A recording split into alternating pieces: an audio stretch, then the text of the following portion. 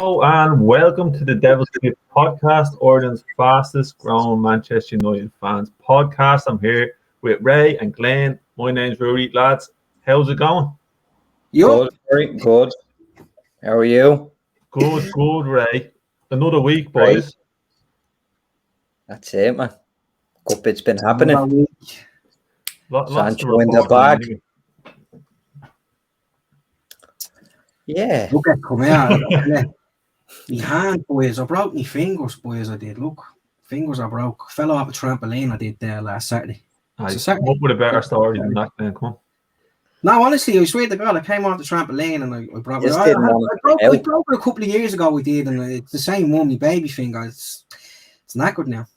Gonna have arthritis in it, Jeez. And how did you break it a few years ago on the trampoline? We won't go into them details today, Rory. I'll tell you when we're not on Facebook or YouTube or whatever. Anyway, boys, a lot's been happening. We've been tuning into the Euros. We're going to talk about that a little bit later. But first, I think we need to start on some transfer news. It's been a busy enough week, I'd say. Some good news, some rumours. So let's get straight into it. Lads, I kind of want to put this to bed because it seems like the nails hit the coffin now and we've signed Jadon Sancho. So, boys, how happy are we that this is over, but not only over, that we have the player that we wanted for a long time? Glenn, give it to me. What have you got? Yeah, look, come on. I thought this dragged on for ages, it did, and I was one of them that I was like, even if we do get him now, the buzz of the transfer is probably gone. I know Gary Neville was saying that and all, but when it was announced yesterday that, it was basically agreed, I was delighted. And I think the reaction from all the fans was just delighted because you're looking at it and you're saying, like, there's a big money son and we're chasing him for ages. He's only 21. He seems to be, one of them players that's going to be world class. And he wanted to join us, so it was great that we have him. And it's great that we got it done early, because I know we were saying there before that it was hard to probably get him in while the Euros are going on. So it's a bit surprising that we did get that deal over the line during the Euros. So it's nice. But like you said there, and Gary Neville, I think you said it, this thing with Jadon Sancho has been dragging on. I mean, we know what he eats for breakfast at this point, you know what I mean? Yeah. So, Ray, are you nearly as glad as me that we've signed him and we can stop hearing about it and move on to the next one? Yeah, just like you were saying there, surprised it's done now, We were only saying, what's this?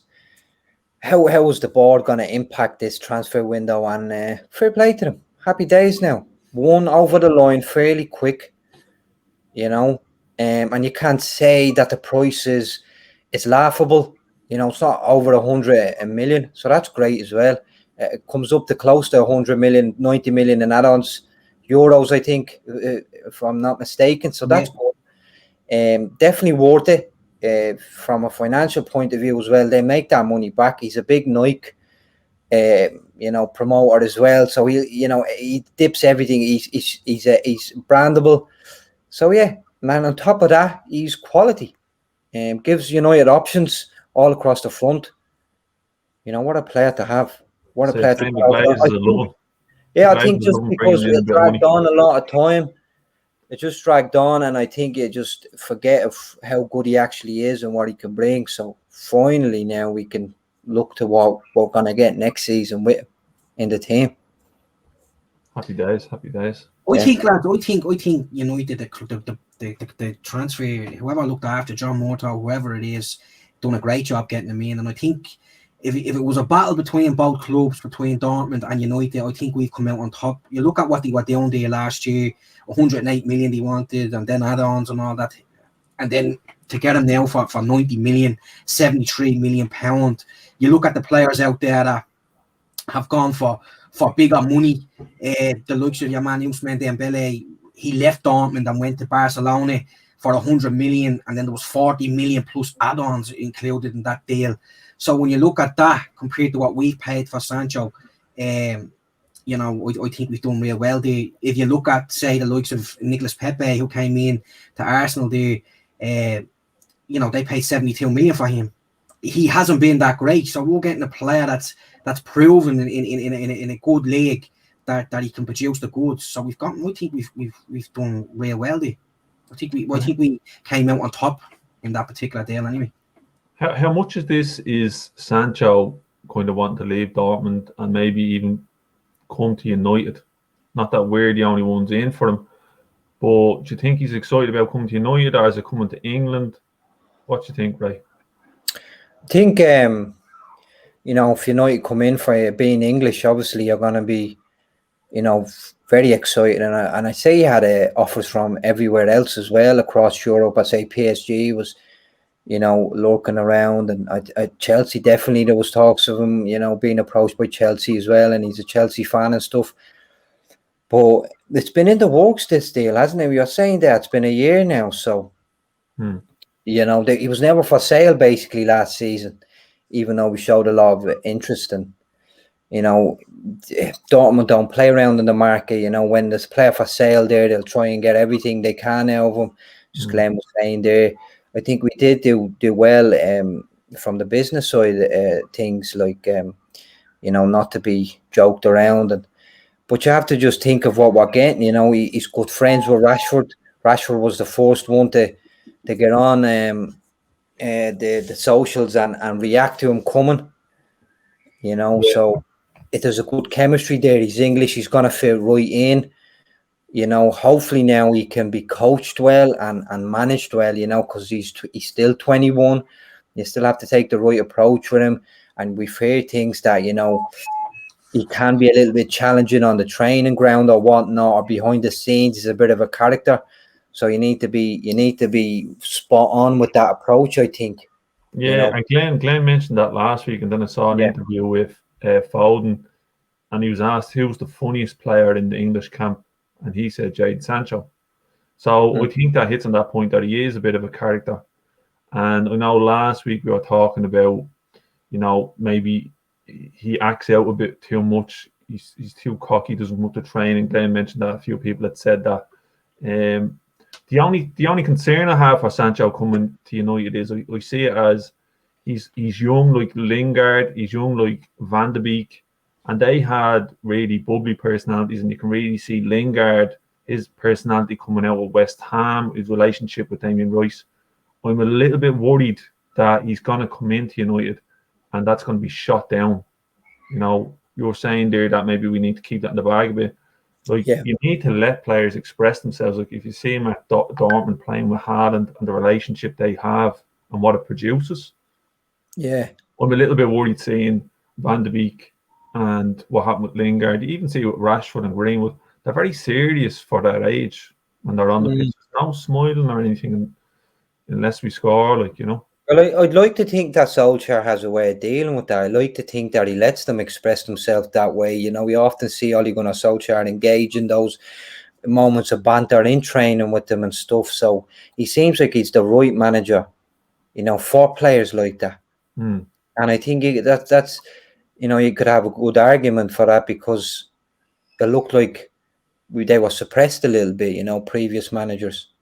And when Ole Gunnar Solskjaer came in, he sort of, let them enjoy themselves a little bit. But when it's time to get on the pitch, you have to be serious and you have to put in the work. And it works for some people and might not work with others, Yeah.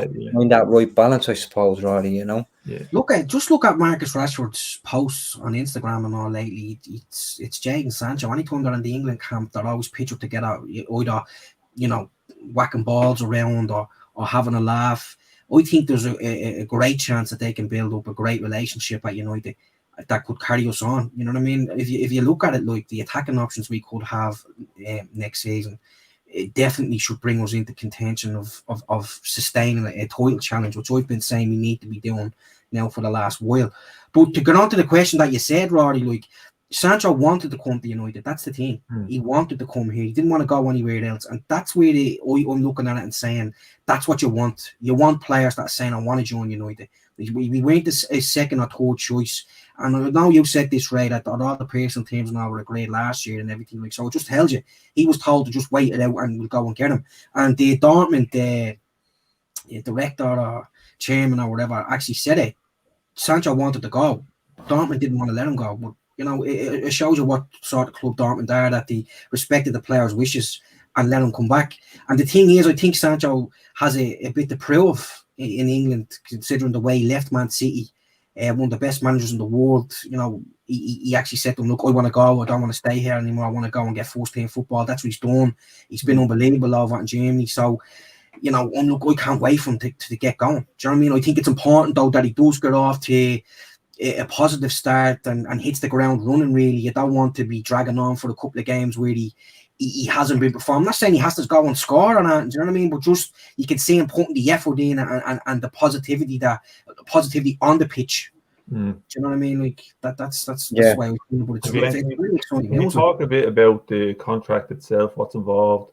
We know there's a bit of a payout to Man City. Can you just give us a few details on that?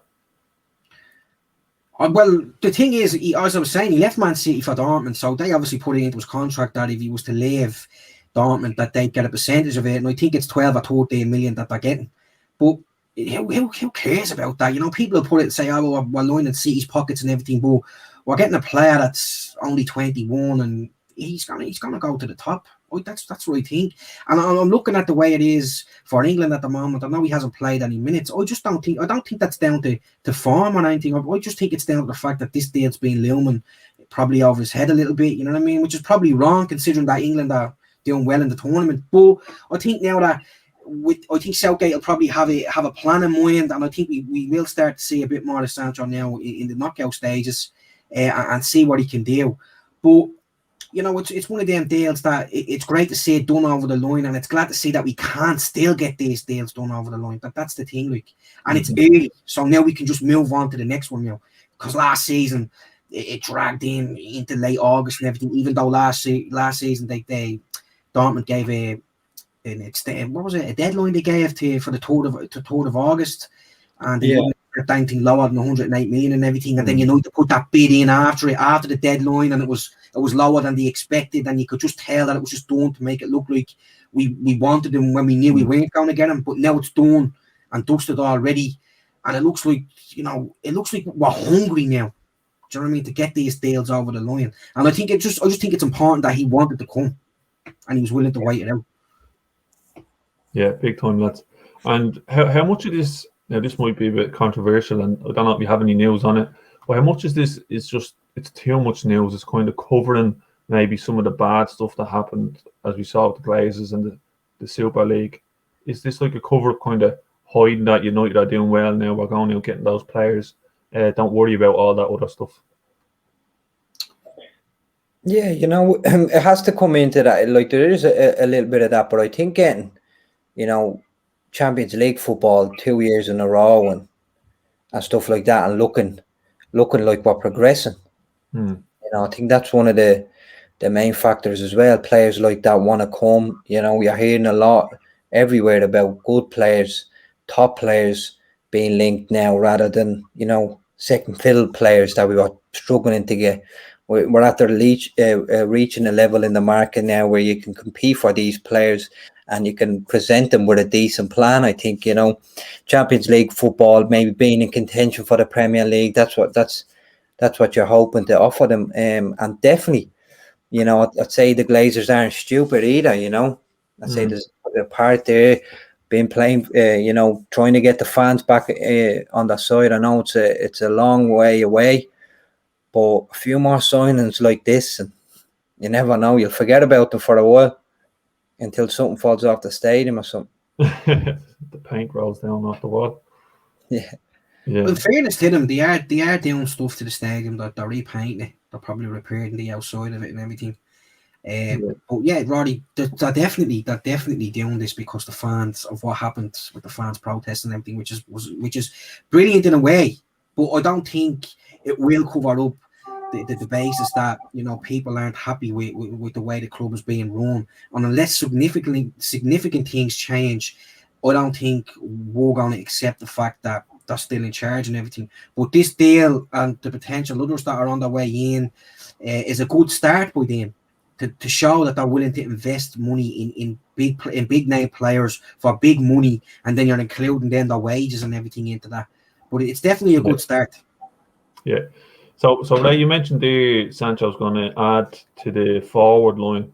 And this year we kind of saw Cavani rise and get a few goals there. But we're also seeing now that Cavani might be linked with Roma. So Roma are looking to do a deal. I don't know how much truth is in it, and Yeah. how are United kind of going along with it. But how big of a loss would that be for us now if Cavani was to head off? Well, it's a big loss because I don't think, even though Ole Gunnar Solskjaer stressed the fact that he wants a striker, I think with the business that we're at the doing already and what other parts of the field that United are looking at, I just don't think it makes sense to let Cavani go like that very easily unless it's an offer that you can't really refuse. Unless it's an offer that guarantees you a world-class striker, so you can go out and spend that money on a world-class striker. But we haven't acted like this in a long time in the market, where we broke the 100 million mark, and there's no doubt that we need other investments in other key parts of the game. So I think you have to hang on to Cavani. He signed the extension for a reason. I think Mourinho was just linking himself to United again. Put a story out there about me and United wanting Cavani. See what happens. I want to stay relevant in England. But that's as far as I see that. Now you never know.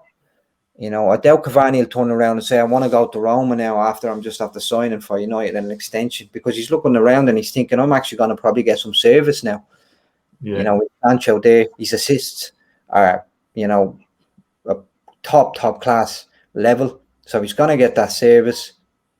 He has the movement to keep up with Sancho. We were talking about watching, Cavani and his movement a lot. And I think Sancho has that same sort of world-class movement. And if you put them two together and then Rashford as well, and you're hoping, whatever happens with Martial, you can keep him and get him going as well. Then you're looking back to Manchester United, great teams. And we're not far behind that in terms of going forward, I don't think so. What do you think about those, let's call them rumours for now? Well, supposedly it's supposed to be if Edin Dzeko leaves, that then Roma want Cavani. I'm like Ray, I can't see it happening, but it'd be just like as we said, the Glazers to try and cash in on a player that they probably got for free. Not probably, that they did get for free, and whatever the fee would be, I don't know what you'd probably give them. You'd probably get about 2-3 million for them. Would they be recouping the wages that they've been paying them over the last season? Would they see it that way? But I can't see Ollie saying, sanctioning the deal that I want them to go, because I don't see us bringing another striker in. I really don't. As Ray said, there's other areas in the pitch. I don't think it's really a striker that we need, to be honest with you. There's other areas, midfield, defence, that we probably should be looking at before the striker, because I think Cavani proved, especially near the end of last season or from January onwards, that he can, compete in the Premier League, and he does know where the back of the net is. And I just don't think if he did go that we'd be able to bring a striker in. I don't think Greenwood or Rashford would be able to go a 38-game season up there on their own and a Champions League campaign if we're looking to get past the group stages this season, which we are and we should. I don't see us letting Cavani go, really. But it just shows you like that, here we are with Sancho at the signing, and now all of a sudden, there's a player out the door who was an integral part that was finishing the season off strong, really. You know what I mean? Just sounds like the media just trying to plant a seed there, with the number 7 being switched over to Sancho and stuff, get people buying into the season and that sort of saga there. If Cavani doesn't get going, if Sancho doesn't get going, it's like planting a seed for a major story, when Cavani is not happy, if he's ever unhappy during the season, I think the English media like that. You can kind of see it in the Euros as well with Kane and Sterling at this moment. Of course, there's a lot happening around United, so they're thinking, what can we do here? It could be Cavani's camp as well, as you said, Ray. That's a good point, man. It could be Cavani's camp, seeing what's, fishing out the waters and basically saying, look, we are interested in coming to Roma, but obviously not this season. So if he, whatever happens in the coming season with Cavani, that he does have a place still in Europe to go, you know what I mean? In a league that's one of the biggest leagues, in top 5 leagues in the world, like, do you know what I mean? But I think if he does leave, that he'd be going back to Argentina and Yeah, that's the thing. Like, I think mainly Argentina. Yeah, Boca Juniors were in, but back home to South America anyway. yeah, that's the thing. Like, he's been going on about wanting to go back to Argentina and playing for Boca Juniors, and it's just not like Cavani to turn around and, you know, for the character that we've seen for the past year as well. Like, it's not like him to be messing around with, you know, with stories Yeah, like. especially the age he's at, Ray. The age he's at. Like, Yeah. I mean, he's 35, he's 36 at the end of the season coming and all. Like, I don't know, you know, if he didn't want to be at United, he wouldn't have signed that contract. He would have been now. Exactly. Obviously, you look what he's saying within the club. He obviously gets on with Ollie, and he likes what he's at the same with the other players and all. And it just shows you again with the players that were being linked with and all. There's a signal of intent there. Why would you want to go? You know, oh, what's wrong with? You know, I'm not going to put Mourinho down or the Roma team down, but you can't really see them, you know, winning legs over there, can you? And I don't think they would win a leg over there, you know, in a year with Cavani there. Like, do you know what I mean? And the thing is, would someone like Cavani want to go over and work with Mourinho? The way things are panning out for him. The Premier League is better than the. Yeah, and I would think you could see Cavani kind of coming into light when the fans were back in the stadium. Like, he was really enjoying it, in my opinion, anyway. Definitely, Roddy. Yeah, that goal he scored, yeah, and he ran off straight into the fans. He was running over to the bleeding corner before they even hit the net. It's a speed, Glenn. Anyway, moving to the other end of the pitch, I suppose the biggest news there is Varane. So we saw him play with France in the Euros. Solid player. We've seen him play with Real Madrid. Solid player, very calm the ball. We said that before. It's looking like United officially made the move. It's coming out in different media sources. How much do we want this, Ray? We've talked about it before. We know what you can bring to the team. Yeah. How important is it now that we get the next signing and that it is Varane in a part of the pitch where maybe we need a lot of help? Yeah, it's important, Rory, and you know, looks like the rumours aren't just rumours anymore. They're still, you know, we're actually trying to get close to having a proper word with him and his side of things. Now, you know, I'd be just worried a little bit that, you know, Real Madrid and him are using United, you know, more him and his camp. That's my main worry. Maybe getting played for a better contract at Real Madrid, but they've still to approach him, you know, to sort things out. Now that they're knocked out of the Euros, he can have a word with him. So I think we'll know where we stand. You know, everyone can talk to the player. Everyone can make an approach and, you know, say we want Varane, but there's nothing actually concrete yet. But in terms of what he could bring to the team, we said it. You know, he brings world class ability. You know, we're trying to build this great team, not only with big names, but with actually big players to be able to sustain challenges all over. So that's a player that you need. You know, we're weak on the right-hand side defensively, even going forward. I think Wan-Bissaka let us down a little bit. You know, with Sancho coming in, maybe that can improve Wan-Bissaka. And now you're thinking that right-hand side where Lindelof might be off at times. You know, Lindelof could be a good backup centre-back for Varane. You know, he can share the games out. Varane, you know, he's known for having an injury. You know, if he ever does get injured, Lindelof can come in there. But it's a player for me that I'd love to see. I'd love to see in the United shirt. You could say, you know, every time you could dream of it, but you could never see it happen because you never seen him leave Real Madrid. But now that he's after coming out and saying that he's interested or he wants to entertain offers from wherever they're coming from, maybe if we play our cards right and don't mess around, you know, and put the money on the table, you know, maybe this dream can come true. You paint a pretty picture, right? I like that. Now sitting at that table, passing money around. Yeah. And Glenn, what do you reckon, Varane? Do we need a player there? Because I know you're a big fan of Lindelof. You were supporting Sweden in the Euros. You were devastated when you beat them. He wouldn't shut up about. Yeah. Lindelof's quality, and he seriously, like, do you know what I mean? You'd feel bad for him if he did get left out of the team for Varane, like, do you know what I mean? Because I think Lindelof would be able to push Varane like all the way. Look, go get him in the door. Cut down price. They're talking about 45 million and all. Go and get him in the door. If just for his experience alone, he could be a Van Dijk signing, really. Do you know that way? Like, he'll show that up. If you're standing in the tunnel at Old Trafford and you're looking across and you're seeing Varane standing there with Maguire, Luke Shaw, Rashford, Sancho, Cavani. Do you know what I mean? Pogba, most teams would be beaten in the tunnel already. Do you know what I mean? Like, and if you look at him in the Euros, like, he's solid. You didn't mention Pogba there. I did. Oh, did you? Yeah, I said if you wanted to throw Pogba in there, you could throw him in, like, you know what I mean? Like, but look, I just if this is what I wanted to ask this, would you accept a swap deal? Would you? Do you think that the Varane deal would still have the same impact if Pogba moved the other way? Like, do you know what I mean? Would we be weakening ourselves there? Like, what's the story? Because, like, Pogba's deal is running down and all that, but if it came to that, what I'm just asking there, I'd take Varane. Do you know what I mean? Like, someone that does want that new challenge. Yeah, well, if he wants to go, then he can go, and if that's the deal, that's the player we're getting. I always said, if Pogba goes, you want a good player in return, and he's the player that matches that level, no doubt. He can bring a different dynamic, we don't have to always go through Pogba.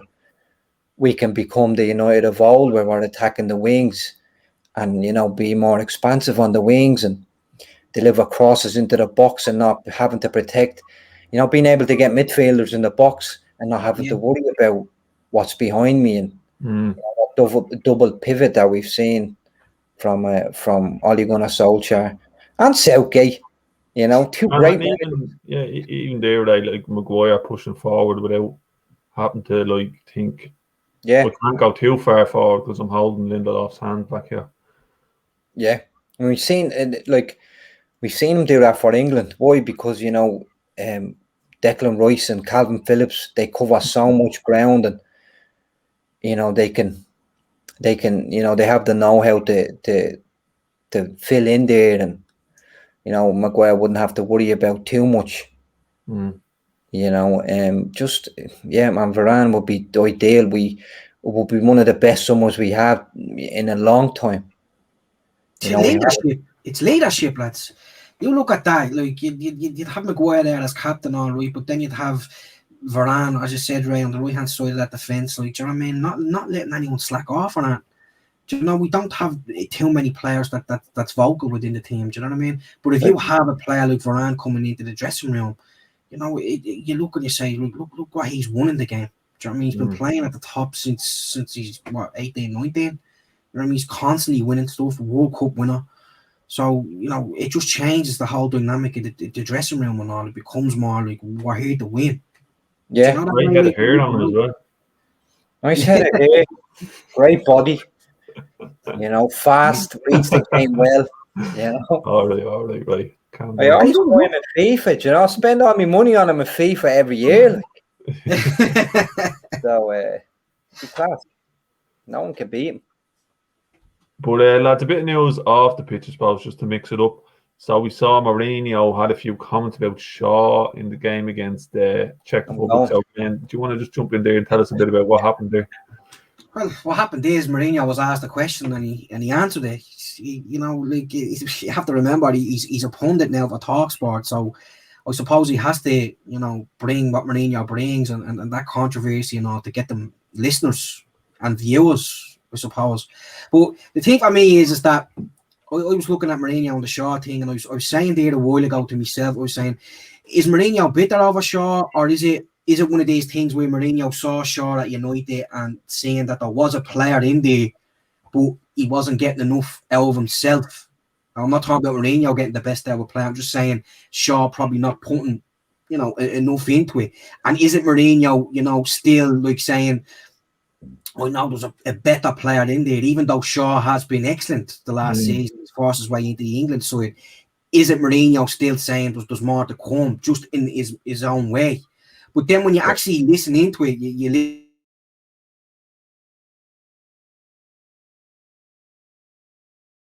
it was just like dramatically bad. So A bit of a glitch there, Rory. What? Bit of a glitch, Ray. That's the Technical difficulty. CIA claim was giving away too much information on Mourinho. That's the CIA, yeah, listening in. No, do you know what I mean, lads? It's just that's what I was thinking. And then when he said dramatically bad again, it's sort of just putting the boot in.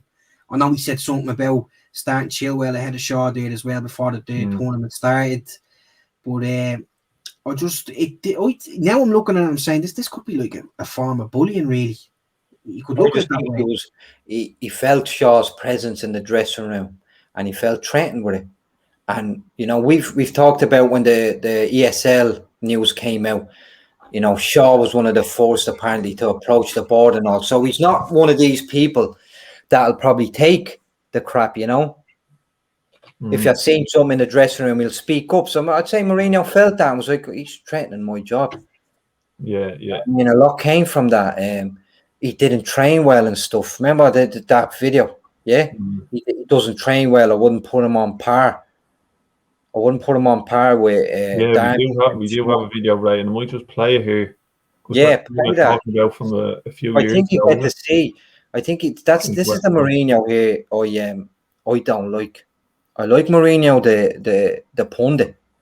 Yeah, I like Mourinho stories of other players when he's talking about the passion for the game and all. But this is the Mourinho I hate. I'll play it here.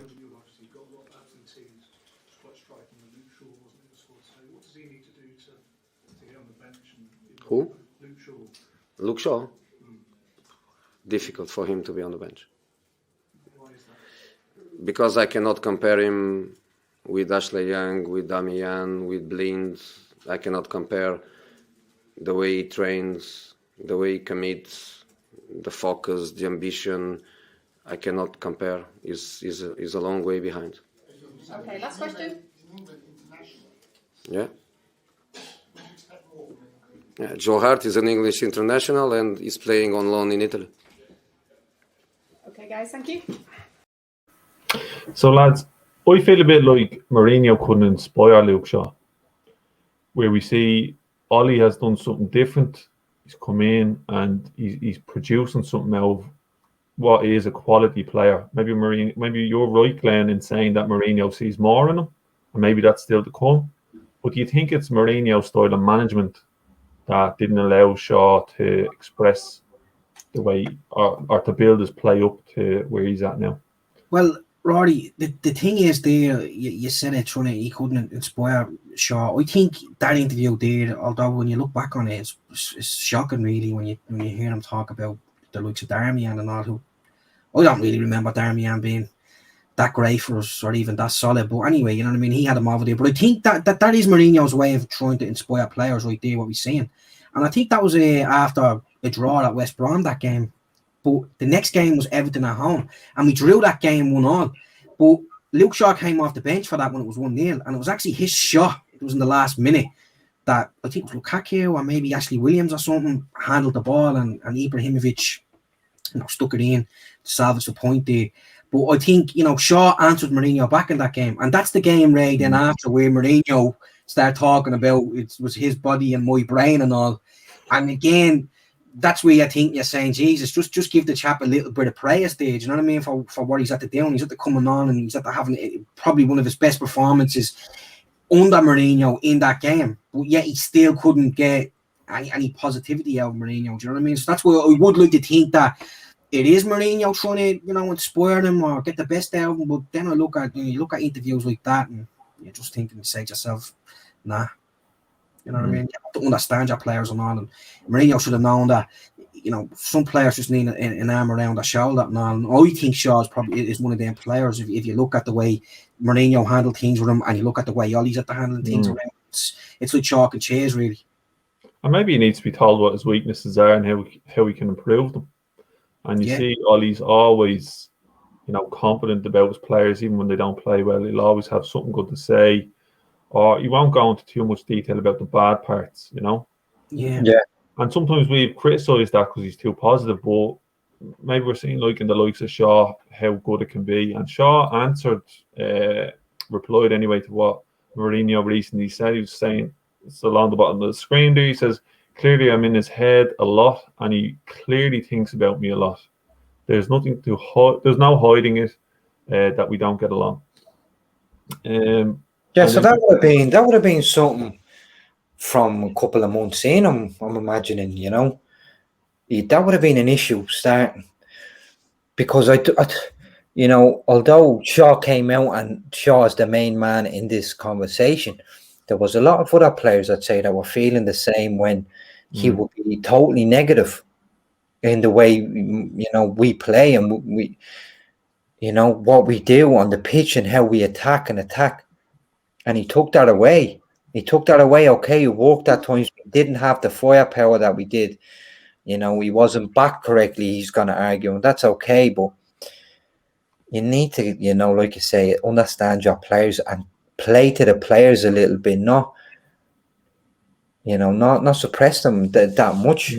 I think the problem was with Shaw was that he was coming back off that the leg break, and I think Shaw was picking up little niggly injuries and probably wasn't playing through the pain barrier. I think that was definitely something that Mourinho didn't like, because I remember Chris Smalling had a problem with his toe when he didn't want to play, but he kept playing because Mourinho was basically saying, you should be able to play through the pain barrier to get the job done. And I don't think Luke Shaw was at that stage really when Mourinho arrived, and especially in that interview there with what Mourinho was saying, because he was basically questioning his professionalism. And I think now you look at where Luke Shaw is back into the England side, and you look at it and you're saying to yourself, is he at the proving the doubters wrong? And one of the biggest doubters is Mourinho.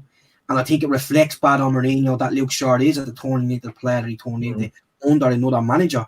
And I don't think people would have really taken much notice of that, but I think they do, because Mourinho keeps going on about him. Do you know what I mean? And I think Mourinho now is putting himself in a position where, I said about Cavani, I don't know, there's probably not wanting to go to play for a manager like Mourinho. I'm not talking about styles even, I'm just talking about personalities in terms of that he'll turn on you. And I think going around the bottom of the screen there, as you say, like Shaw saying that, even some of the England teammates are saying, what's his problem? I don't think that's good for a manager that's still managing the game, even if you're on the telly or on the radio doing punditry, when you've players openly asking a player that's in that squad, what's his problem like? Especially when you're not managing the player, and you haven't been managing them for the last 2.5 years. Yeah, it's a bad vibe, and especially if you're going to say a new club like Roma, that the players already know what you're bringing mentally. It's this kind of negative vibe, and if they're not on your side, you're going to turn on them quite quickly. Like, that's a hard one, especially in this day and age when players are so vocal. If it's on social media, or if it's on television. But You reckon he's finished, right? He's finished, I reckon, Rory. I reckon he's finished a long time ago. He lost something. He lost something in all that war. He lost something, a part of him that I don't think he can get it back anymore. Do you know? It's like trying to rub out pain.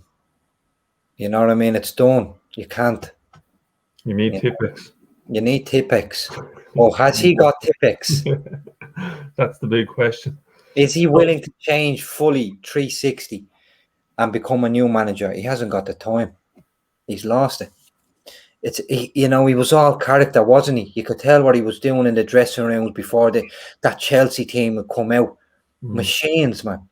He built machines, and he can't do that anymore because players are, I don't know. He can't get through to them. He can't up them the way they did anymore because of the shift in player power as well. Club players know that they're assets to the club now, and they know that they're going to outlast managers. So they can sit back and not play for the manager, and 6 months down the road, that manager's in trouble, and that's what they did. But you know what, lads? You're looking at it there as well. Mourinho's doing the punditry for TalkSport, and Jim White is the host of that of what Mourinho's on, and whatever they call it, whatever his radio show's called. But he came out and read the Luke Shaw statements out. He did, Jim White this is, and he was sort of criticising Shaw, basically saying like that he has to let it go, and that he probably shouldn't be coming out when England are in the European Championships and answering Mourinho back, but Mourinho's just basically doing a job that he's being paid for, and Shaw should basically let it go. Like, do you know what I mean? Like, so there's an argument for both sides. Like, really, you know, I'm on the Shaw camp, not just because he's a United player. I'd be saying this if it was, you know, a City, a Liverpool player, or Chelsea even, that was getting criticised by someone that hasn't got anything to do with the player anymore constantly, even though the player's improved and, you know what I mean, he's done everything he can. And again, he talked about professionalism in that video. I know I said it, but I don't think you can question that from Luke Shaw anymore, really. Do you know what I mean? He basically plays every game, 90 minutes in every game. And he's worked his way into the England squad, and he's playing 90 minutes for England. With another good left back there in Ben Chilwell, he's keeping him out of the side. So, but there is an argument for both sides. I think you're right there, Glenn. Actually, because Shaw should have his head in the game, and that should be the Euros. He should, like, no one else is coming out against Roy Keane or any of the other pundits, Patrick Vieira, to say why is he saying I didn't play well or that was bad, or, you know what I mean? I know, but you look at it, Roddy. If we kept saying something about you, you know what I mean? Like, and I know, like, you know, if me and Ray are sitting here, what are you saying? we're commenting on you and your big job, and, you know, are you doing the right things? Probably not. And then, what's wrong with what I'm doing here now? I'm playing. The text is scrolling at the bottom of the screen, Glenn. Yeah, it's good that you're keeping on top of that, man. You're learning. Probably not at the rate that someone should be learning at, you know what I mean? But we'll give you the benefit. Yeah, I love the positivity there, Glenn.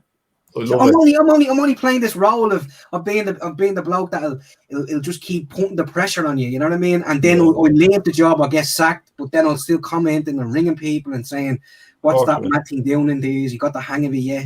You know, all this, and then Ray is coming out and praising you, like, you're eventually going to get sick of me and turn around and say, what's your problem? Like, so I think this was I think he's just clinging on to the fact that United are progressing, and there's that label with United and Jose now that, you know, the more United succeed and the more things we hope to go on winning, the more he's gonna, you know, the more you're gonna say, well, it was, you know, Mourinho couldn't get that, you know, one of the best his managers. way of thinking, though, Ray. That's just his way of thinking, because some clubs see managers or players better than others. Do you know that way? Like, you look at his first spell at Chelsea, and you look at maybe a second spell when he won the league that year in 2015 with them. You know what I mean? That club suited Mourinho at the time. When you look at United's traditions, with attack, we play with flying wingers and all when that did, and the qualities there, it didn't really suit Mourinho. Like, but again, he would be thinking like that. People will be saying that I couldn't get out of the team, but someone maybe like all the years, and does that mean he's better than me? But it doesn't. Yeah, and I think he's just trying to fight fire with fire, or anticipate the hate already. You know, maybe attack forced in a way. You know, where the more he's in the punditry game, the more this question's gonna come up. So Mourinho has maybe one or two more jobs, and then he's gonna be constantly asked this question. As you hope United to go on and be great again, you know, at the top level, winning everything. This would be associated with him all the time if he's in the you know, in the media all the time. So I just think he needs to let go, man. He just needs to let go. For someone that's won so much, Ray, and for someone that's you know, has the ego that Mourinho has, it just seems like, you know, he's a huge, you know, self-esteem issue at the moment. That's what's coming across to me. You know what I mean? He's lacking the confidence that he probably had.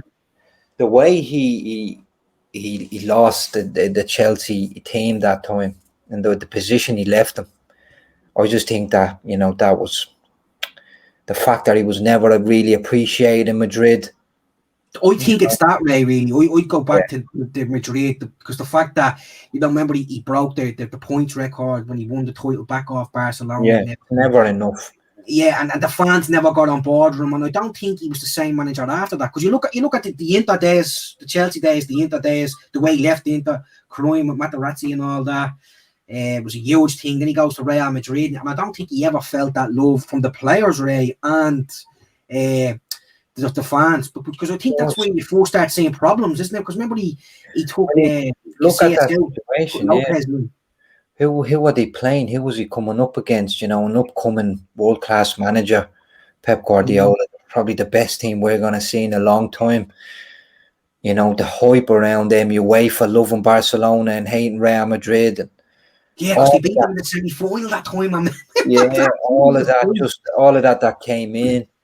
He was falling and falling, you know, from the platform he was on when he, you know, before he came to see it, and he started seeing bags under his eyes and all, and you know, he was just under immense pressure, and I just think he reacted in the wrong way, you know, over and over again, and it's become a pattern in his managerial career now. I think he just when he feels that moment is coming, he just attacks and he loses everything. You know, he doesn't want to go through that crap again. Am I going real? You know, is this a meeting? A counseling session for Manino. We should give him a call. Give me a call, bro. That was deep, right? To be honest, I nearly cried. Sorry, lads, I'm a bit emotional. But I want to move on to Mata. So there's some news coming out about Mata. He hasn't signed the contract with us. Yeah, Glenn, I think you said his contract's open. So he's a free agent. He wants to stay, but he's a free agent, man. You know what I mean? His contract expired last night. So I don't know what's going on. It's a bit mad. Like, I know he wants to stay. I think that pay cut is there as well. I think he's dropping down to 100 grand. But I mean, if you're Mata now and it's at the getting to a stage where you're no longer contracted to the club, can you stay? Like, you know what? I wouldn't like to think that we're treating badly. You know, that way, like, I don't want us to be bringing, like, you know, great big names in and quality players in and letting someone like Mata go without thanking him properly. Do you know what I mean? Like, because I do remember that there was some offer on the table. Now, whether Mata wanted that or not, but we've been reading that he did want to stay. It's, no, I think and we talked about what he brings to the club, and it's a bit more than just a player. It's his influence behind the scenes, and I think some of our Facebook fans wrote in and said some comments on that one of our posts about Mata. So I'll just read one of them out. Here's McCormack Anthony, and he says, yes, bring him in around the club, make him an integral part of the club. Craig Roberts, 160k a week to sit on the bench, waste the money. Then Claire Grimshaw says, Craig, sorry, Roddy, Craig, it's 100 grand a week, mate. You're 60 grand off, but we'll forgive you. Anyway, go ahead, Roddy. Stop pounds. That's pounds, yeah. Anyway, then Claire Grimshaw came in and said with a lovely comment, yes, he's a fantastic player. We need him to stay. Tom Williams, give him a coaching role. So, you know, and that's where we kind of said that we saw Mata going. You know, he's a good player. You might see a few games this year if he was to stay, but really we want to see him going into a coaching role and helping maybe the youth come up or the coaching staff for the current team and influencing those younger players like Greenwood, Sancho, you know, whoever else is in there, Henderson. Roddy, there was actually a card going around social media that Mata wrote to Luke Shaw, actually, and it's like, you know, to my friend, and he's saying, like, you have the potential to be the best left back in the Premier League, and then he just has believe it. So there's an answer maybe for the coaching role. Do you know what I mean? Like, as in, he knows what to say. Or remember, he came out and he said something about players of today's age not really, you know, understanding or respecting where they are. You know, you see them coming in with Rolex watches and all, and they're driving Rolls Royces into training and everything, and they're not really appreciating the opportunity that you have to be playing for big clubs and everything. Do you know what I mean? Like, and the first player that comes to my mind, because it was in the papers there a while ago, was Memphis Depay. He went to Barcelona now. He was at United. He was driving Ferraris and everything in, and Wayne Rooney actually pulled them on it at the captain at the time and told him, you know, maybe you shouldn't do that. And the next day he comes in a big red latex suit or something. Do you know what I mean? Like, so I think Matt would definitely be a decent bloke to have in the dressing room, but that's a player because he still has something to offer, I think, or as a coach, or even have him involved in the under 18s or something. Do you know what I mean? Or if you're Matt now, and you're thinking of retiring, like, you know, he'd be thinking, I've got one more year here. I've got 1 or 2 more years I want to play. You know, you don't want to, you know, that's what you have to be thinking as well. Like, can you offer him a role now? Will he take a role as a coach now when he thinks he can play, Player at a coach. level? Player coach. Wayne Rooney went to Derby, and he when your man Cocu was there, and he came in as a player coach. So he would have been taking certain parts of the sessions. I definitely think You know what I mean? he has the potential to be a great coach, man. Yeah. Definitely. And you'd want to keep that around at the club, but if he's not going to play, he's going to want to go away, and then it becomes difficult. When do you bring him in? I thought that, Ray. I thought that he was, he'd probably go back to Spain and see out his career there. But apparently, like himself and his family are real settled in England a lot. So, I mean, it depends on what he's been offered. Like, I know what he is basically saying, that his game time will probably be, dropped again compared to what it was last season, which probably wasn't enough. But you're looking and you're saying to yourself, if we were to, have the strength and depth that we should have at United, then the likes of the League Cup and the FA Cup are competitions that you'd probably want to be going far in, like, you know what I mean? And there's his game time there, and then, the experience he brings within the dressing room. Because I've said it before, I'll say it again. He's a player that you never heard anyone say bad about. No one in the media, no player he's played with, and no fans that he's played under, but that's United, Chelsea, Valencia, however. They always have good things to say about him. And I think you can never have enough people like that within the club. Do you know what I mean? And if you're a player like Mate, you're probably not going to get $100,000 a week anywhere else. I know you've said that before, Ray. Like, but if he's willing to stay with his game time limited even more than it was last season, then it tells you everything you need to know about him. He loves the club, and he probably sees himself in a role maybe as a coach. Do you know what I mean? Or something like that. Or an ambassador role or something. Do you know what I mean? Yeah, definitely. Present him with that. Offer him that soon.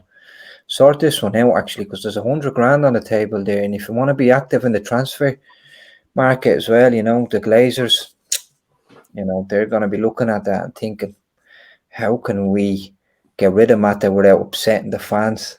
Well, he's gone. At the moment, he's gone. I know he's probably talking to the club now. They're probably in touch with him saying, yeah, listen, we'll sort it out. But at the moment, he's no longer a United player. It's just mad. Strange that has been sorted, isn't it? Huh? It's strange that has been sorted, and you see like contracts like Cavani being sorted. So maybe he's being a bit too quiet about it. But like you said, it's going to come to the end. Lads, before we go on to the transfers, I just want to mention two quick ones, and that's Kingsley Coman. So we saw him play. I think we saw him play against England, and he came off with an injury. Am I right there, Ray? Switzerland.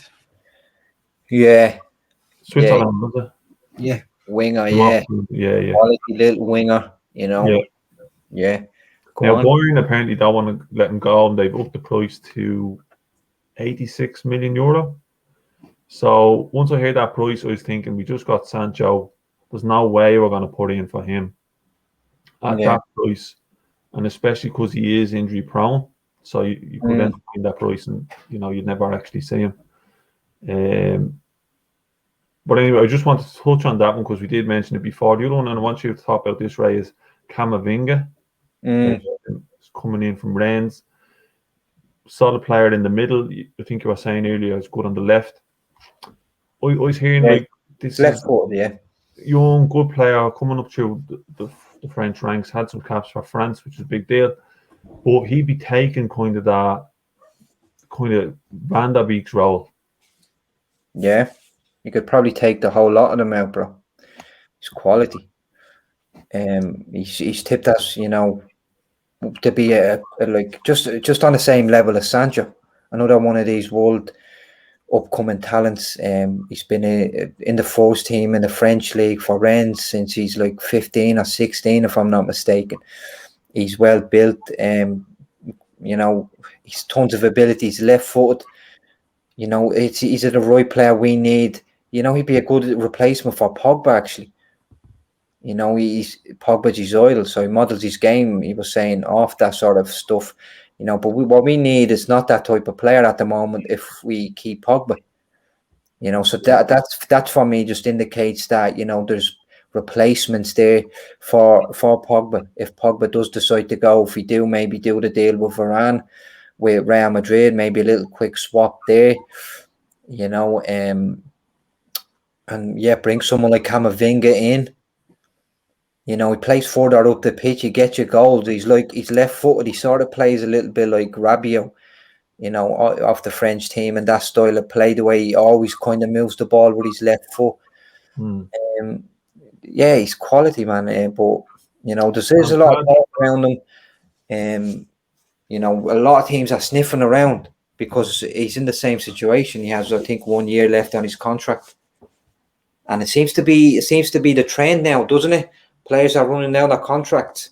Yeah. I hear about this. It seems to be the trend. I think it's 1 more year, isn't it? Yeah, that's it. Yeah, so they want to get the price now while it's high.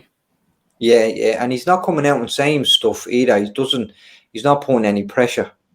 But there is a lot of clubs sniffing around on him, and they're in the same situation that, you know, Rennes, in the same situations that a lot of clubs are in at the minute, us including, with Pogba. Where, what do? You know, do they get rid of him now and get a decent way, you know, money in, or do you wait out until he runs his contract down and, you know, get nothing? So it's actually a nice segue because you're talking about Pogba and the influence he has, and we saw now going into the Euros, we saw Pogba's performance. Quality, just before you say he was quality. But Ray, I have been hearing before Glenn comes in and says, hold on. Don't worry. We'll all get our chance to battle Pogba sides. But I did hear that there was some issues with Rabiot and Pogba after that game in terms of Pogba wasn't helping out as much defensively, and it was an issue. Sounds right.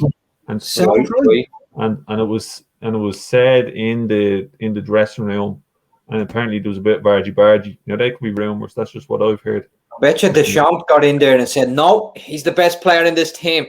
You know what I mean? You don't say that to him. But so lads, did we all watch that game? I'm sure we did. You know, Switzerland put in some performance. I didn't think they were going to be able to go that 120 minutes plus penalties and still come out on top. But apart from the 25 minutes that France had in the second half, in my opinion, Switzerland pissed all over them. Yeah, it was they played the ball real well. They didn't panic in possession. They looked for the gaps when they opened up. When they weren't there, they just kept moving the ball around and all. And yeah, I mean, it was an unbelievable game. It was the game of the tournament so far. It's quality, yeah. And Ray, we saw, like, Pogba's a great player, and we saw that moment of magic that he can have. But the problem is, like, it was one moment. Yeah, he got caught. One moment. You know what I mean? What do you want me to say, mate? He's quality. You know, look at some of the stuff he did in the game. The passes. It's not his fault Mbappe couldn't put the ball away. You know what I mean? How'd you open the defense like that over and over again with so much ease? Show me someone else that does that. Show me a game that Pogba has done that in a red shirt and not a blue shirt. Like, he hasn't got Mbappe. There's no Benzema. Stop. I'm not going to get through this again. Will you, Louis? Do you know what I mean? He has got the players. Listen. To do it, man. Wherever he goes, he's about France. Everyone's talking about Pogba running the show and all, yeah. But the first half, he was dreadful. He was fucking dreadful. He gave the ball away 4 or 5 times. Well, was he dreadful or was France dreadful? Oh, Ray, man, come on. You have to bleed call a spade a spade, man. You never say it as it is. He's not the player that you think he is, man. And I think that's been shown because you see his goal. And don't get me wrong, it was a great goal. And I had me on my seat in teams where you're just like, oh, what was that? Do you know what I mean? But then look what happened. There was an arrogance about him. His celebration took 1.5 minutes. Come on, will you? I know it was a great goal and all, but how much dancing do you want to be doing on a football pitch? I don't care about that one. I care about the middle here again, and I'd say Pogba is a quality player, but his weaknesses, Ray, are very evident, and they're causing issues. They are causing issues. If you look at the amount of effort can't they put into winning balls in every area of the pitch? That's what I'm saying. He's basically doing Pogba's defensive duties. Well, there you go, mate. When you look, compare him to Toni Kroos, yeah? I watched Tony Kroos and I watched him let players go by him just so he can get into position. You know, there's players that are running at him and he's not dealing with it. He's just shielding the ball to the right time till he can get back into position because he can't tackle. But yet Tony Kroos is one of the best passers in the game and controls the game, and everyone appreciates him for that. You know, why does people not see that in Paul Pogba? Because he's arrogant, because he puts paint in his hair. Because he puts paint in his hair, he's whatever, different haircuts every day. I just cared about the slice pass with the laces out the putts going through with half volley. I cared about the ball behind the fence where everyone's looking around and it's like, where's that going? And now we know where Mbappe's in on goal. I cared about them little things, I don't care about. What do you think the France fans cared about? Do you think the France supporters cared about that sort of thing, or do you think they cared about the fact that he gave the ball away? Well, they want to win and didn't want to get back in, and basically, you know what I mean? It was his fault that the goal went in, and now he's picking out Rabiot and all or whatever is going on there because you can't say to Queen Pogba because when you do, everyone seems to be in the wrong. Like, do you know what I mean? Rabiot gave him the ball with 3 players around him. Did he want the ball? No shout. You know there was no shout. You I can't say didn't hear it. Did you hear it? I heard the shout. That's what he was saying to him. You were at to give me the ball there and said nothing. And here, where was that? That wasn't in the French half, was it? Was it in the French half, though? Yeah. It was, yeah. Right, so you could argue that they didn't have enough time to recover because I thought it was higher up the pitch. Enough time to recover from what? It was up near the halfway. Do you know what I mean? It was inside the French half, it was up near the halfway. He lost the ball and done nothing. He started throwing his arms around and all, as if it wasn't his fault. There wasn't one bit of them that wanted to get back in and help out, Ray. And that's the problem that everyone has with Pogba. You look at Tony Kroos, you mentioned it, all right, he's not a great tackler and all, Ray, but he gives everything. He gives absolutely everything for Madrid and for Germany. Pogba doesn't do that. Doesn't do it. For France, maybe, yeah. For France, he's a different beast. You can put that down to whether he has the players around him or not. I put it down to just attitude. His attitude is different when he's playing for France than it is when he's playing for us. Well, I was getting a difference there in the last, not the last few games of the season. I was getting them feels that, when he was putting the same sort of goals in against, who was that? West Ham away, was it? Yeah, great goal. Yeah, I'll give you that, Ray. No, there's I don't. Things like that, Glenn. Wasn't not a spell there where you were thinking, this is the problem. It's the consistency of it. Like, you can't have like the game against Burnley as well. He done very well in the goal against Fulham. Ray, cracker. Don't get me wrong, unbelievable. Yeah, the ball through the legs for Cavani's goal that was disallowed and stuff like that. Where we were all like, "Oh my god!" He doesn't do it enough. And the frustrating thing is that he can do it. Do you know what I mean? But he doesn't. And I don't see him putting them balls into them lanes and he puts them in for France, and then saying to a player, "Why won't you do?" He just doesn't do it. He wants too much time on the ball. He can't. He plays in the wrong areas of the pitch. Do you know what I mean? He should be playing in the final third, not your own third. And in the end, I'm not going to put the defeat on him for France because I don't really care. But when you're bleeding, 3-2 up and the game's coming under pressure, you have to do better than that. You'd have to say that, Luke. You have to do better. Yeah, well, he said that there was an arrogance about France, the whole team, they're World Cup winners, and they came into that. And that can benefit you in some certain way, man, in a game where you preserve energy, you're not all over the shop when you have that self-belief. You can call it arrogance or you can call it, self-belief. But you can't take that game away from the Swiss. And he said that at the start. They played like they were on par with them in terms of their approach in the game. When they got into the final thirds where things get a little bit blurry, they didn't panic. They just, kept composure, sucking players in, setting traps up. And that coach, whoever's running them, I've never heard of him, but he obviously knows what he's doing. It's unfortunate, though, that we didn't see France play to their best ability. Like, if you look at Switzerland going out, they played their best for 120 minutes. Like, if France had done the same and played, say, 100%, like, there would be no stopping them. Because they obviously believe that they can just, have a blip in a game where you can turn the game on its head just like they did. Yeah. And then not like... And then they shut out again. Yeah. And yeah, You know. but here let's bring Pogba back. Let's give him 400 grand. You know, take that 100 from Mate, put it towards Pogba's club, and let's keep him at the club and put Varane in there. You know, and Sancho, Pogba can pick out them long passes, and if he doesn't pick out Sancho, then it's a diversion for Rashford. But there's a ball into feet to Cavani. There's options there. That's all we wanted. Pogba came in with a massive price tag, man, when the club was on its knees. Everyone was looking to Paul Pogba to do it. He couldn't do it. He can't carry a bad team. I said it. You said it. He played with Darmian. You know? He played with Darmian. Well, People like that. yeah, but if look, the way I'm gonna come at you this way, right? You're saying he's a world-class midfielder. There's loads of people out there that say all the pundits are not say it. I'm not going to say that because just from what you said there, because everything, your argument is that he hasn't got the players at United. Did Steven Gerrard have the players at Liverpool? Did he? In certain seasons he did, but for most of his career he didn't. Look what he did. He popped up with amazing goals. He popped up with amazing goals. We didn't see that. We didn't see that from Pogba at that level. You know, he also grabbed the game and the team with the scruff of the neck when it needed to be like that. When we're not playing well, Pogba's not playing well. There's no urgent to be like, well, what's going on? Do you know what I mean? Like he lacks a bit of passion, Glenn. You're talking about passion, dude. Gerrard had the passion. Hard work, Rory, I'm talking about. I'm talking about something that should be any footballer that's getting paid the money that they do get paid should have. Do you know what I mean? And as we said, I know, I don't want to talk about his hair or anything like that.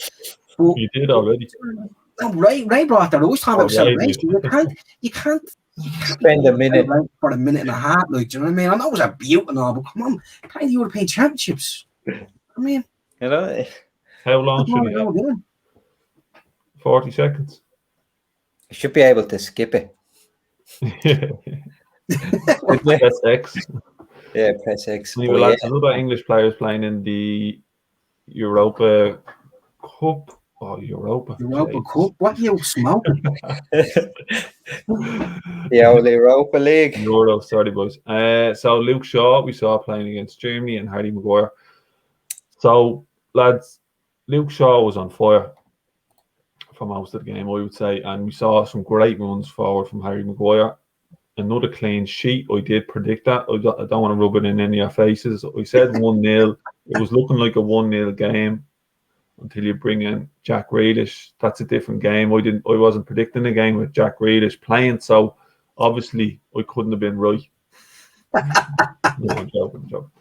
But yeah, I was nearly right. Anyway, just to hit that home there. But lads, how do you think the United players did first of all on that game against Germany for England? Yeah, quality, yeah. Maguire was solid. You know, picked up the pace again, didn't he? He was very good. Shaw. Maguire looks great though, doesn't he? He does look great. And you know what I think it is? I know he's coming back from an injury, but I think it's just that little bit of a break just refreshed him. I think England are benefiting from that. We can almost feel that tension on the field. Every time the camera went to the players, you can feel the sort of, you know, the adrenaline, and to be able to pull off a performance like that, that's quality. Luke Shaw again, I always thought he was great, man. No matter what people were saying. I remember Van Gaal talking about just appreciate, you know, the player he is. Always thought he's quality. The way he moved, even though he had a little bit extra weight, the way he covers ground on the pitch, other people saying he's strong and he's the strongest they've ever felt the player. He was quality. You know, he was nicking free kicks up high up the pitch. The minute you feel a contact, you know, that clever play and winning your free kicks high up the pitch. He was getting up and down, putting in that ball. You know, lovely bit of build to play. I was delighted he was involved in Sterling's goal. Do you know what I mean? And it's all his hard work paying off and all. But that, like, you know, it's great to see the likes of Maguire and Shaw like being pivotal to what England are doing. You know what I mean? And I think like that was a huge game for England. They were under a lot of pressure there. I know the Germans were as well and everything, but you know, England being at home and all. Do you know what I mean? And the fact that if they had win, they were in the right end of the draw to maybe get to the final. Like, do you know what I mean? And how many times have you seen English teams over the years be in a decent position in a game and then, you know, fuck it up basically? You think of the Croatia game, even under Southgate, like when they crumbled really. But they didn't seem to do that against Germany, you know what I mean? They went for the jugular really. It was a tense game, but as soon as England went ahead, you just felt, you know, it was England's game, like, you know what I mean? But it was, And they had the bench as well. Like, you saw Henderson come on to kind of seal the deal as well later on in the game. And there's a few stats there going across the end of the screen. So Luke Shaw, you saw 100% tackles won, 91% Jesus. pass accuracy, 5 final third passes, 2 ball recoveries, 1 clearance, 1 foul, 1 assist. Like, that's unbelievable, lads. And then if we look at Harry Maguire, 88 pass accuracy, 66 total touches, 6 out of 6 aerial duels won, 4 out of 6 ground duels won, 4 final third passes, 4 clearances, 2 shots, 1 block, and you got the man of the match. Quality. Jeez. I mean, that's saying a lot for the defenders we have, you know, playing at that level. And hopefully we're bringing that into next season. And we think even like the French team, you look at the English team, there's a bit of camaraderie there, good team spirit. Hopefully we're bringing that to United, so we're kind of building that.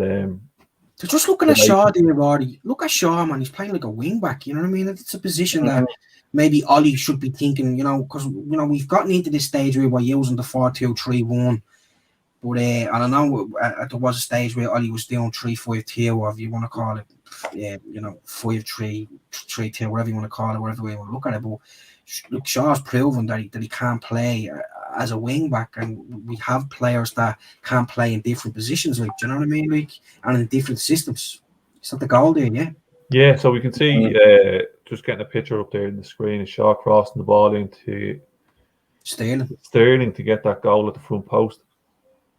And it's just like to get into that position in the box, and you can see England have 5 players in the box. Germany have I'm bad at counting. So quickly 7, maybe 9. Yeah. Where's Tony Kroos there? Oh, Tony he's Kroos there at the edge of the day there, yeah. Yeah, no, he is. He's back in there, right? He's back. He needs back for me. Hard work. But, yeah. So what do you think actually for the Euros now? Before we finish up tonight, lads, I'm really surprised with England. Yeah. What do you think? What are your predictions? Clean sheet, man, all the way so far. Clean sheet all the way. You know, we've seen them grind out. That was a. They had to battle through a lot there. Whatever the media say, whatever they tried to say, you know, the media still played their part in building England up, and especially this game. So to get through that, you know, to get through this game with the way they did, and you know, pull away at the end. I always thought the more the game went on, I said this days in the Oak, the more the game went on, I thought England will win it because of the bench, what you just mentioned.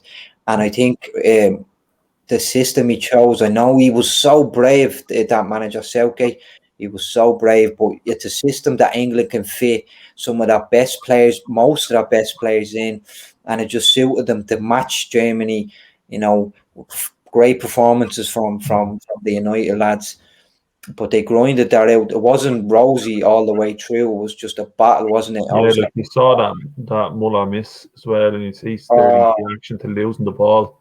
He took that early as well, and I thought, man, once it went past the keeper, I was back in them positions. Muller in them positions is normally deadly. Like that's his last one, isn't it?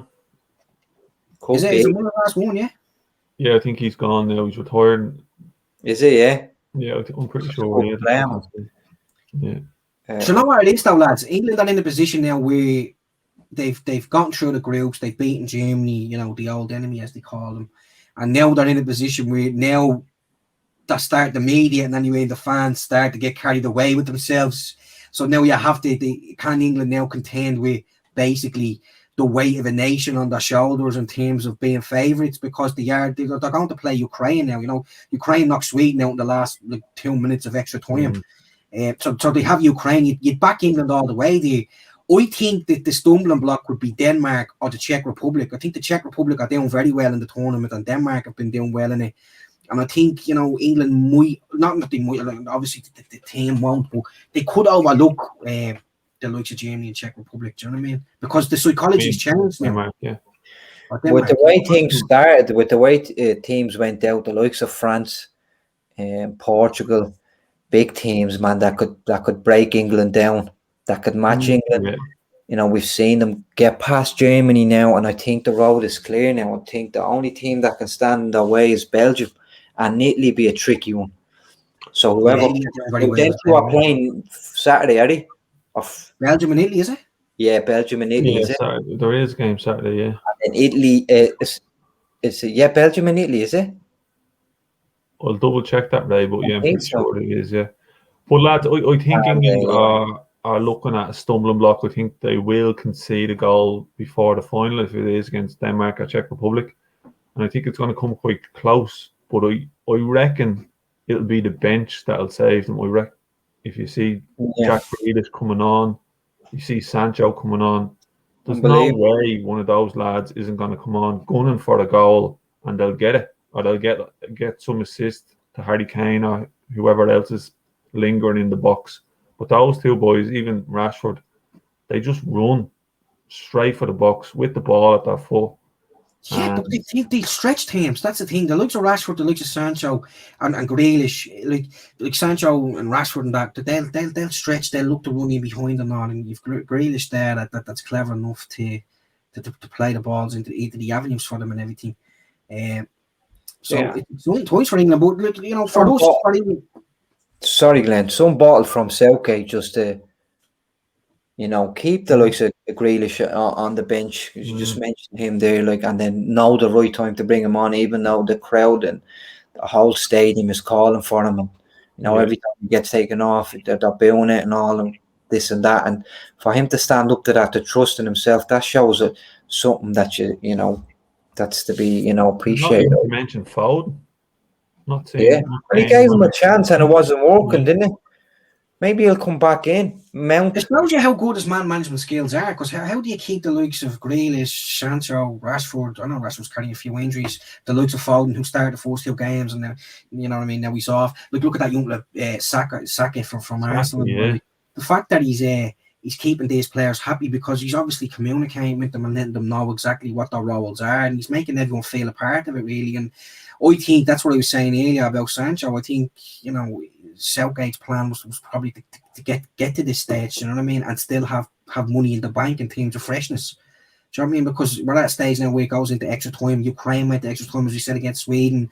They're not the fittest team in the competition anyway, you know what I mean? So you'd be looking and saying players might get it run out there. Do you know what I mean? Yeah. But, you're looking at Germany and all. Like Germany were piss poor, that weren't they? They're nowhere near what they were. There was definitely a staleness about them, and there has been since about 2016. And that's what you were saying about France, Rory, and Portugal. Now, was you right? I was saying that I think international football is at the change, and I think years ago you could have a manager at an international level for 10, 15 years nearly. You know what I mean? Like, and it'd still be all right. But you look at like Deschamps, like I think he's there since 2012. Do you know what I mean? Gets knocked out. You're looking at Santos, that's there for Portugal. He's there a long time as well. They look stale, really. Do you know what I mean? Through the whole tournament. And then you look at who else was I saying? Germany, your man Joachim Löw, he's gone, but they look stale. Do you know what I mean? So I think there's a case where managers are outstaying their welcome in international football league. Yeah, big time, right? And Glenn, sorry, and just to confirm there, so there's actually games tomorrow, and it's Switzerland, Spain, 5:00, Belgium, Italy, 8:00. So that game's on tomorrow, and then England, Ukraine is the late game on the Saturday, and Czech Republic and Denmark. They're all big games, man. Yeah, but Belgium have a couple of injuries. I think Hazard's injured. I think De Bruyne is come off. Is he back? I don't know, but I don't think Hazard will be. He looked like he pulled his hamstring. I mean, that's the problem with him. He looks like he's injury prone. But I mean, you look at Lukaku, man. It's mad. Look what's at the happen to him. He had a digestive problem while he was at United that the medical staff already couldn't diagnose. They didn't diagnose it, and the Inter Milan staff medical team diagnosed it within a week or something like that. And you look at him, he's back to himself. Real like big frame but slim. Yeah. Muscles, you know what I mean? Like, It doesn't look like he has a belly on him at all. Like, do you know what I mean? And I think his hold-up plays looks to have improved as well, like compared to what it was at us. Like, do you know what I mean? Well, And is there any word on him at club level? Well, now we were talking about where we might see him this year. no, I think he's going to just stay in Inter Milan for at least for another season. Like, do you know what I mean? Just saying, Ray, about Lukaku, the fact that he had a digestive problem that the United medical team never diagnosed, and Inter Milan's team did. And you look at his physique now. There's a few pictures. I was looking at a few pictures there of him in the United shirt, and he's like Huggy Bear, gigantic. You know, you look at him, he's trimmed down and all, and he's like a machine, isn't he? I thought he was great, man. I thought he's been great in this tournament. And I know I haven't seen a lot of Italian football, but I can imagine he's been playing at that level. Because, and it's funny you say that, because them Italians must have it down to the T. You know, they were talking about how do they not see the thing with Ericsson and all. Remember, I was telling you that they're constantly screening them and all, so they're doing something right. Fair play to them. And they've changed his diet up. They changed Lukaku's diet up and all. Got him on that vegan diet. Yeah, I don't know what it is now, to be honest with you. Someone was saying it. What do you know about that diet, Roddy? Yeah, he's an advocate. I don't know anything about it anymore because I love a good steak. But here, lads, we might leave it at that. We covered a lot of ground there today. Great talking to you as always. And if you just want to listen in, you can find this podcast on Podbean. You can find it on Spotify. You can listen to it on YouTube and watch our lovely faces and raise great reactions and that beautiful text that I have scrolling along the bottom of the screen. Don't miss it. And Glenn's football fantasy wall there. Some great names up there. Glenn, is there a new one to your addition there, Cavani? Yeah. I've got the opportunity of getting it, so I got it because, I mean, like, he's been one of the best strikers in Europe over the last 10, 15 years. And he's wearing the iconic number 7 for United, so I added the number 7 jersey to the collection. So I'm delighted with that. And I think I have another one on the way as well.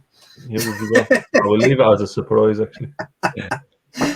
Looking forward to that. But boys, and you can also like us on Facebook, Instagram, and Twitter. Please get over there, share your thoughts, leave us a few comments. We'll probably read them out then during the podcast. Listen, lads, as always, pleasure. I'm sure I'll be chatting to you soon enough anyway. Right. Yeah. Sound. Your sound, right?